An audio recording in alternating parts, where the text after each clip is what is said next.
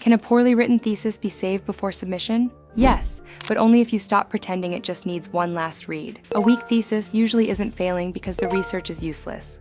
More often, the writing is hiding the value of the work, and that's the tragedy. Solid ideas, poor delivery. Here's what usually goes wrong.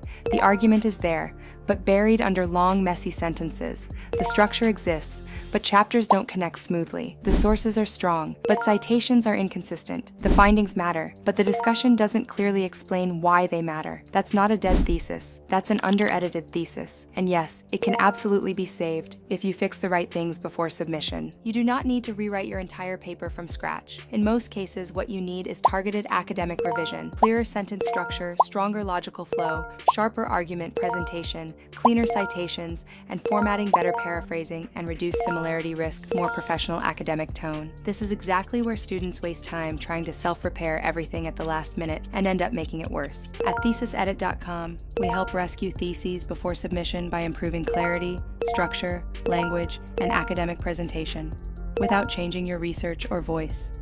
Because a poorly written thesis doesn't always need new research. Sometimes it just needs expert editing to finally sound as smart as it actually is. And that can be the difference between revision and approval.